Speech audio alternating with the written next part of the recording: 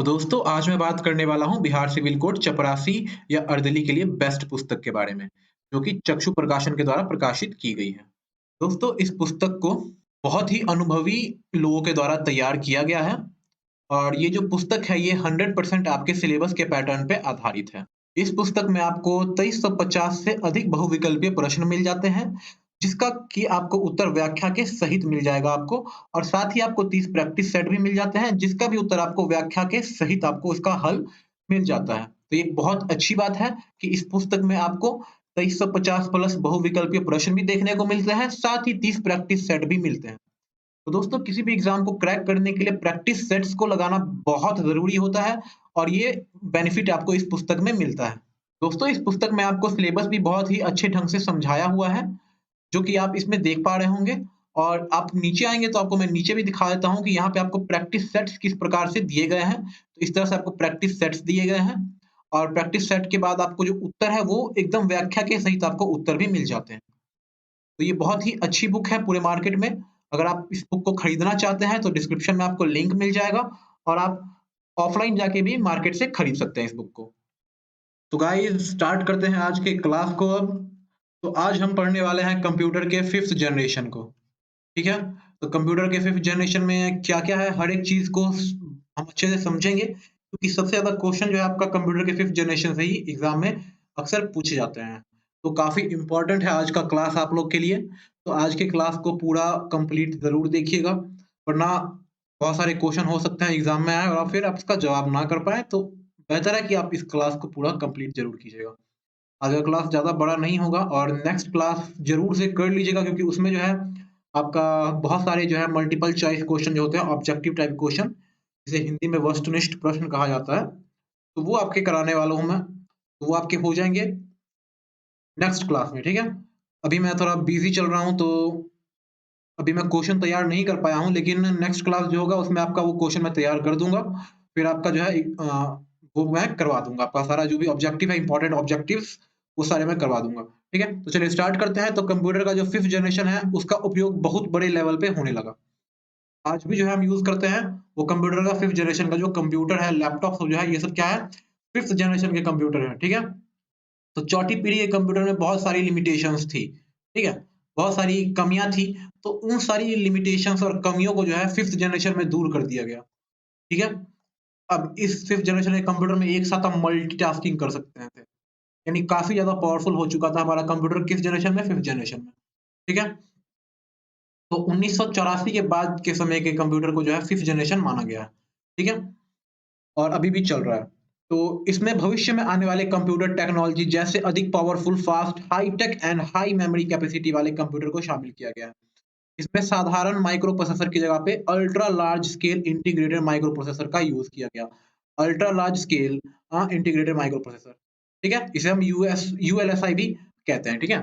तो ULSI micro processor की एक चिप में लगभग 1 करोड़ कंपोनेंट को इंस्टॉल किया जा सकता है। तो ये जो होता है अब के जो कंप्यूटर आता है उसमें एक चिप लगा होता है जिसे हम प्रोसेसर ही बोलते हैं, ठीक है? लेकिन वो छोटा होता है, बहुत बड़े साइज़ का नहीं होता, बहुत छोटे साइज़ का होता है, ठीक है? तो आजकल आप जितने भी डिवाइसेज़ चला रहे हैं जैसे कि आपका स्मार्टफ़ोन ही है, तो स्मार्टफ़ोन के अंदर भी आपको ये चिप देखने को मिलेगा जिसे हम प्रोसेसर बोलते हैं। अगर आपने कहीं मोबाइल शॉप पे जाइएगा मोबाइल खरीदने ही, तो आपको मोबाइल वाला पूछेगा कि किस प्रोसेसर का आपको फ़ोन चाहिए, ठीक है? तो आपने प्रोसेसरों का नाम सुना होगा। मोबाइल कंपनीज़ की बात की जाए तो प्रोसेसर में कौन-कौन से हैं? स्नैपड्रैगन हो गए, मीडियाटेक हो गए, एप्पल का हो गया, बायोनिक हो गया, है ना? तो ये सब है मोबाइल के चिप्स, ठीक है? और अगर कंप्यूटर के प्रोसेसर की बात की जाए तो कंप्यूटर में कौन-कौन सा फ़ेमस है? एक हो गया एएमडी, ठीक है? एक हो गया इंटेल आपका, है ना? तो ये सब है फ़ेमस है और एक आपका एप्पल का अपना, ठीक है? तो ये सब चिप है, जो कि बहुत ज़्यादा पावरफुल है, 5th जनरेशन के चिप हैं ये सब, ठीक है? और काफ़ी ज़्यादा पावरफुल है। चलिए, अब बात करते हैं इसकी इम्पोर्टेंट बात्स की, जैसे कि इसके अलावा पैरेलल प्रोसेसिंग मेथड को भी जो है डेवलप किया गया और पैरेलल प्रोसेसिंग मेथड की मदद से क्या हो सकता है कि एक समय में मल्टीटास्किंग का काम को आप एक साथ करने के लिए ये सक्षम है, ये सब प्रोसेसर जो है ये सक्षम है एक साथ मल्टीटास्किंग करने के लिए, ठीक है? तो एक या एक से अधिक काम को भी जो है ये माइक्रो प्रोसेसर के ज़रिए किया जा सकता है। तो 5th जनरेशन के कंप्यूटर की सबसे खास फीचर ये है आर्टिफिशियल इंटेलिजेंस। अब ये 5th जनरेशन का जो कंप्यूटर है ना, इसमें आर्टिफिशियल इंटेलिजेंस भी देखने को मिलता है, ठीक है? तो यानी कृत्रिम बुद्धिमत्ता। तो ये अपनी एक बुद्धि लगाता है और उसके हिसाब से ये खुद ही डेटा जो है एनालाइज़ एनालाइज़ करता है, ठीक है? तो इसी कारण से जो है बहुत सारी चीज़ों में हेल्प होती है हमारी, जैसे अकाउंटिंग हो गया, इंजीनियर का काम हो गया, बिल्डिंग बनाना हो गया और भी बहुत सारे होते हैं, मौसम विभाग में जो हो गया, तो बहुत सारी चीज़ जो है वहाँ पे जो है आर्टिफिशियल इंटेलिजेंस का आजकल बहुत बड़ा रोल है, ठीक है? तो अगर आप डिटेल में जानना चाहते हैं आर्टिफिशियल इंटेलिजेंस क्या है, तो आप गूगल पे सर्च कीजिएगा, तो आपको पूरा आर्टिकल मिल जाएगा जहाँ आप पढ़ के अच्छे से समझ सकते हैं, ठीक है? तो डाउट क्लियर करना है तो थोड़ा मेहनत और आपको करना होगा, ठीक है? चलिए। तो 5वीं पीढ़ी के कंप्यूटर के कुछ उदाहरण देख लेते हैं, जैसे कि डेस्कटॉप हो गया, लैपटॉप हो गया आपका, आपका स्मार्टफ़ोन हो गया, टैबलेट हो गया, स्मार्टफ़ोन हो गया, स्मार्ट वॉच हो गया, नोटबुक हो गया, अल्ट्रा बुक हो गया, क्रोम बुक हो गया। तो ये सब जो है 5th जनरेशन के कंप्यूटर्स हैं, ठीक है? अब कुछ इसकी विशेषताएँ देख लेते हैं। इम्पोर्टेंट क्लास है गाइज़, तो ध्यान से पूरा क्लास कीजिएगा, ये इम्पोर्टेंट है। बहुत सारे क्वेश्चन आपको जो ये पढ़ा रहा हूँ ना, इन सब में से ही क्वेश्चन आ जाते हैं। जैसे कि यूएलएसआई का फुल फॉर्म क्या होगा? तो ultra large scale integrated micro processor, ठीक है? और आर्टिफिशियल इंटेलिजेंस को डेवलप किया गया किसमें? 5th जनरेशन में, ठीक है? तो ये भी क्वेश्चन आ सकता है और एडवांस इनपुट आउटपुट डिवाइस के उपयोग जो है 5th जनरेशन के कंप्यूटर में ही होने लगे। कंप्यूटर को जोड़ने के लिए इंटरनेट, ईमेल और डब्ल्यूडब्ल्यूडब्ल्यू इसका फुल फॉर्म होता है वर्ल्ड वाइड वेब को जो है विकसित किया गया, ठीक है? यूजर फ्रेंडली इंटरफेस के लिए कई सारे ऑपरेटिंग सिस्टम, कंप्यूटर एप्लीकेशन और मल्टीमीडिया फीचर जैसे साउंड, ग्राफिक, इमेज और टेक्स्ट को भी बनाया गया। ये सब जो आप देख पा रहे हैं ना आज के कंप्यूटर में बहुत सारी टेक्नोलॉजी है, मल्टीमीडिया की है function, video editing, graphic designing, बहुत सारी चीजें हैं, हाँ। तो वो सब आपको जो है 5th जनरेशन के कंप्यूटर में स्टार्ट हो गया था, ठीक है?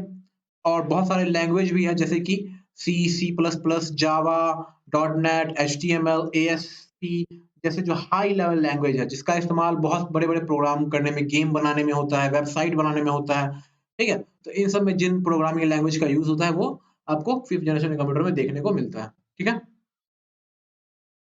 तो इसे आम लोगों के लिए उपयोग के लिए एकदम फास्टर रिलायबल एंड चीपर बनाया गया। मतलब ये तो आम लोगों के लिए यूज़फुल बनाया गया क्योंकि जब ये जो है काफ़ी सस्ता हो गया था। अब ये नहीं है कि अब 20-20 30-30 लाख का आपको कंप्यूटर मिलेगा। अब आपको मार्केट में जाइएगा तो 15-20 हज़ार से भी स्टार्ट हो जाता है और मोबाइल फ़ोन तो आपको 5-6 हज़ार से भी स्टार्ट हो जाता है। इतना सस्ता हो चुका है अब आज के डेट पे आपका कंप्यूटर, है ना? तो और काफ़ी तेज़ भी है पहले के मुकाबले में, काफ़ी तेज़ भी है। तो आप समझ गए होंगे 5th जनरेशन का कंप्यूटर। और कोई डाउट है तो पूछिएगा, सारे डाउट क्लियर करूँगा मैं, ठीक है? अब जो है कंप्यूटर के 6th जनरेशन की बात कर लें, तो वर्तमान समय या आने वाले समय के कंप्यूटर को हम 6th जनरेशन ऑफ कंप्यूटर कह सकते हैं, ठीक है? बहुत सारे काम चल रहे हैं अभी 6th जनरेशन के कंप्यूटर पे, ठीक है? तो इसे 5th जनरेशन के कंप्यूटर से थोड़ा-सा एडवांस कहा जा सकता है। इसमें जो है आर्टिफिशियल इंटेलिजेंस पर आधारित 5वीं पीढ़ी के कंप्यूटर डिवाइस या विकास 6th जनरेशन में किया जा रहा है। तो अब देखिए, अभी जो हम 5th जनरेशन में जो आर्टिफिशियल इंटेलिजेंस का यूज़ कर रहे हैं ना, वही 6th जनरेशन में उसी के आधार पे जो है, आपका बहुत ज़्यादा यूज़ होने वाला है आर्टिफिशियल इंटेलिजेंस का, ठीक है? अब जैसे कि आर्टिफिशियल इंटेलिजेंस में जो है उसको कंप्यूटर को खुद खुद उसके पास जो है सोचने की शक्ति होगी, ठीक है? और उसमें बहुत सारी चीज़ होता है जैसे कि वॉइस रिकॉग्नाइजेशन हो गया, अब वॉइस से बोलिएगा जो भी करना है वो वॉइस से बोल सकते हैं आप। वैसे ये सब टेक्नोलॉजी तो आज के कंप्यूटर्स में भी आपको मिल जाएगी। फिर नेचुरल लैंग्वेज प्रोसेसिंग हो गया, ये सब जो है बहुत ज़्यादा फ़ास्ट हो जाएगा, ठीक है? आपका जो 6th जनरेशन का कंप्यूटर है उसमें बहुत ज़्यादा फ़ास्ट हो जाएगा ये सब चीज़, ठीक है? और नैनो टेक्नोलॉजी कंप्यूटर के मौलिक रूप से बदल देगी। तो ये सब फ्यूचर की बातें हैं, फ्यूचरिस्टिक बातें हैं। 6th जनरेशन के कंप्यूटिंग डिवाइस में मुख्य लक्ष्य जो है वो क्या रहने वाला है, वो नैनो टेक्नोलॉजी रहने वाला है, ठीक है? नैनो टेक्नोलॉजी, नैनो मतलब बहुत छोटा। ठीक है? तो ये जो एडवांस एल्गोरिथम उन सभी उपकरणों को विकसित करना है जो नेचुरल लैंग्वेज इनपुट को समझने, जवाब देने, सेल्फ लर्निंग और सेल्फ ऑर्गेनाइजेशन में सक्षम हो। तो ये सब जो है बहुत ही एडवांस लेवल की चीज़ें हैं। तो इसका सबसे अच्छा उदाहरण है गूगल वॉइस सर्च और सिरी। जैसे कि आप अपने फ़ोन में ही कहिएगा ओके गूगल तो वो पूछेगा कि आप क्या करना चाहते हैं, तो आप मोबाइल से बोल के ही कह सकते हैं कि मुझे ये करना है, मैसेज भेजना है किसी को या कॉल करना है या कुछ भी सर्च करना है तो आप बोल के भी कर सकते हैं। ठीक है? तो तो समझ में आ रहा होगा आपको, है ना? तो चलिए, तो ये हो गया वॉइस सर्च, ये आपका गूगल वॉइस सर्च आपको एंड्रॉइड के फ़ोन सब में देखने को मिल जाता है और ये जो सिरी है ये आपको एप्पल के प्रोडक्ट सब में देखने को मिल जाता है ना? आईफ़ोन सब में देखने को मिल जाता है और आपका सैमसंग में अगर जाएँगे तो सैमसंग में एक बिक्सबी भी आता है ना? तो बहुत सारे हैं वॉइस रिकॉग्निशन जो है आपको टेक्नोलॉजी देखने को मिलती है ये सब, ठीक है? अब जो है कुछ उदाहरण देख लेते हैं, जैसे ऑप्टिकल कंप्यूटर का उदाहरण है 6th जनरेशन का कंप्यूटर। तो ऑप्टिकल कंप्यूटर जिसे फोटोनिक कंप्यूटर भी कहा जाता है, ठीक है? एक ऐसा इक्विपमेंट है जो डिजिटल गणना के लिए इलेक्ट्रिक करंट के बदले विजिबल लाइट और इंफ्रारेड बीम में फोटोन का उपयोग करता है, ठीक है? तो ये आपके एग्जाम के लिए इंपॉर्टेंट होता नहीं है, इसे आप छोड़ सकते हैं। होलोग्राम कंप्यूटर, ठीक है? तो ये बस नाम याद रख लीजिए, ये काफ़ी है, ठीक है? ऑप्टिकल कंप्यूटर और होलोग्राम कंप्यूटर आ जाता है एग्जाम में कि 6th जनरेशन कंप्यूटर का कोई नाम बताइए, उदाहरण दीजिए या फिर ऐसा ऑप्शन आ सकता है 4 कंप्यूटर के नाम होंगे, अब बोला जाएगा कि 6th जनरेशन कंप्यूटर कौन-सा है, ठीक है? तो आप आसानी से जवाब दे सकते हैं। होलोग्राम जो है एक 3 डायमेंशनल चित्र है, ठीक है? 3 डायमेंशन होता है उसमें, तो होलोग्राफिक कंप्यूटर जो है digitally generating holographic interface pattern को बनाता है, जो यूज़र को वर्चुअल 3D में काम करने और डिज़ाइन बनाने में मदद करता है। जैसे कि एक जानवर है, तो जानवर का आप एक ही लुक दिखा सकते हैं सामने से, साइड से, हाँ? लेकिन ये जो है होलोग्राफिक कंप्यूटर ये क्या करता है, जानवर का एकदम 3D मॉडल तैयार कर देता है, ठीक है? जिसे आप हर साइड से जाके देख सकते हैं और वो क्या करता है, उसे प्रोजेक्ट भी कर सकता है, इतना पावरफुल होता है। ये प्रोजेक्ट भी कर देता है। आपने बहुत सारी मूवीज़ में देखा होगा, है ना? चलिए, अब कुछ क्वेश्चन है, तो ये क्वेश्चन मैं यानी 3-4 क्वेश्चन मैंने करा दिया था इसका। चलिए एक बार फिर से करा देता हूँ। तो electronic numerical integrated and calculator यानी इनाई क्या था? तो ये फर्स्ट कंप्यूटर था, दुनिया का सबसे पहला कंप्यूटर था जिसका आकार लगभग एक कमरे के जितना बड़ा था। ठीक है? और कंप्यूटर की कितनी पीढ़ियाँ हैं? तो टोटल कंप्यूटर की 6 पीढ़ियाँ हैं। ठीक है? चलिए, फादर ऑफ कंप्यूटर किन्हें कहा जाता है? क्वेश्चन का आंसर ज़रूर कीजिएगा कमेंट में, ठीक है? फादर ऑफ कंप्यूटर किन्हें कहा जाता है? बहुत इंपॉर्टेंट क्वेश्चन है, बार-बार बहुत आसान है लेकिन बहुत बार एग्ज़ाम में पूछ दिया जाता है, ठीक है? प्रथम पीढ़ी के कंप्यूटर में क्या यूज़ होता था? तो होता था diode valve vacuum tube technology का प्रयोग होता था किसमें? फर्स्ट जनरेशन के कंप्यूटर में, ठीक है? चलिए नेक्स्ट है प्रथम पीढ़ी के कंप्यूटर की भाषा कौन-सी थी? तो वो थी मशीन भाषा, मशीन लर्निंग, ठीक है? मशीन भाषा। हाँ, नेक्स्ट क्वेश्चन है किस पीढ़ी के कंप्यूटर में माइक्रो प्रोसेसर का उपयोग किया गया था? बहुत ज़्यादा इंपॉर्टेंट क्वेश्चन है, याद रखना है आपको। किसमें हुआ था? तो 4th जनरेशन के जो कंप्यूटर थे उसमें जो है माइक्रो प्रोसेसर का इस्तेमाल सबसे पहले किया गया था, ठीक है? वैक्यूम ट्यूब क्या होता है?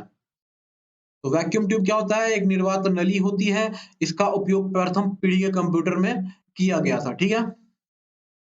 वैक्यूम ट्यूब जो है एक इलेक्ट्रॉन ट्यूब होता है, ठीक है? जो इलेक्ट्रोड के बीच एक हाई वैक्यूम के दौरान विद्युत प्रवाह को नियंत्रित करता है, ठीक है? चलिए, नेक्स्ट है आपका क्वेश्चन कि कंप्यूटर के कौन से जनरेशन में ट्रांजिस्टर का उपयोग किया गया था? वेरी, वेरी इंपॉर्टेंट, बहुत इंपॉर्टेंट है ये क्वेश्चन। तो किसमें हुआ था? तो 2nd जनरेशन में, ठीक है? किसमें? 2nd जनरेशन के कंप्यूटर में जो है ट्रांजिस्टर का उपयोग किया गया था। मतलब 1959 से 1965 तक, ठीक है? किसने किया था आविष्कार? तो विलियम शॉकली और जॉन जॉन बर्डिन और वाल्टर हाउसर ब्रेटिन, ठीक है? कब किया गया था? तो 1947 में किया गया था, 23 दिसंबर। नेक्स्ट क्वेश्चन हमारा कंप्यूटर के कौन से जनरेशन में इंटीग्रेटेड सर्किट का उपयोग किया गया था? पिछली क्लास नहीं देखी है, ज़रूर जाके देख लीजिए, वीडियो को लाइक ज़रूर कीजिएगा, ठीक है? तो कंप्यूटर के कौन से जनरेशन में इंटीग्रेटेड सर्किट का उपयोग किया था? ये भी वेरी, वेरी इंपॉर्टेंट है और एक इंपॉर्टेंट क्वेश्चन है। तो कंप्यूटर के 3rd जनरेशन में जो है इंटीग्रेटेड सर्किट का उपयोग किया गया था। इंटीग्रेटेड सर्किट चिप का आविष्कार जैक किल्बी ने 12 सितंबर 1958 में किया था। चलिए, नेक्स्ट क्वेश्चन है माइक्रो प्रोसेसर का उपयोग कंप्यूटर में किस जनरेशन में किया गया था? माइक्रो प्रोसेसर का तो ये हुआ था आपका 4th जनरेशन के कंप्यूटर में। इसमें 4th जनरेशन के कंप्यूटर में जो है माइक्रो प्रोसेसर को क्या कहते हैं? वीएलएसआई। वीएलएसआई का फुल फॉर्म क्या होता है? वेरी लार्ज स्केल इंटीग्रेटेड, ठीक है? तो इसका उपयोग 4th जनरेशन के कंप्यूटर में किया गया था। इसके कारण जो है अरिथमेटिक एंड लॉजिकल कैलकुलेशन कर पाना बहुत आसान हो गया। आज के मुकाबले में नहीं, लेकिन उस टाइम के मुकाबले में बहुत आसान हुआ था। चलिए नेक्स्ट क्वेश्चन हमारा, आर्टिफिशियल इंटेलिजेंस टेक्नोलॉजी का उपयोग कंप्यूटर के किस पीढ़ी में विकसित किया गया था? तो किसमें हुआ था? 5th और 6th। ठीक है? आर्टिफिशियल इंटेलिजेंस इंटेलिजेंस को कंप्यूटर के 5th और 6th जनरेशन के लिए जो है विकसित किया गया है। ठीक है? आर्टिफिशियल इंटेलिजेंस की मदद से कंप्यूटर मनुष्यों की भाषा विचार को पहचानने, समस्या समाधान, logical reasoning, digital data processing को आसानी से समझ सकती है। ठीक है?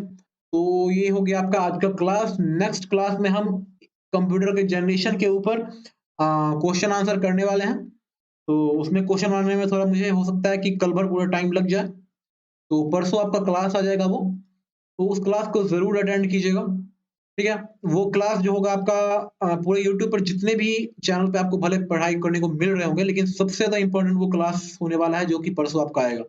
बहुत ज़्यादा इम्पोर्टेंट क्लास है वो, इसमें बहुत ही रेयर रेयर बहुत ही एकदम इम्पोर्टेंट क्वेश्चन मैं डालने वाला हूँ, जो कि एग्ज़ाम में अक्सर पूछे जाते हैं या पूछे जा सकते हैं, ठीक है? बहुत ज़्यादा इम्पोर्टेंट होने वाला है वो क्लास, तो उस क्लास को भूल के भी भूलिएगा मत करना, ठीक है? बहुत ज़्यादा इम्पोर्टेंट होने वाला है। तो उस क्लास को ज़रूर कर लीजिएगा। पिछली क्लासेस आपने नहीं की हैं, तो ज़रूर जाके कीजिए और पूरा सिलेबस आपका कंप्यूटर का मैं कंप्लीट कराने वाला हूँ, तो इसके लिए टेंशन नहीं लीजिए, ठीक है? चलिए मिलते हैं आपसे और हाँ, जैसे एग्ज़ाम का डेट आएगा मैं बता दूँगा आपको एग्ज़ाम का डेट कब है, तो टेंशन बिल्कुल नहीं लेना है। पढ़ाई पे ध्यान दीजिए। मिलते हैं आपसे नेक्स्ट क्लास में, तब तक के लिए गुड बाय, टेक केयर।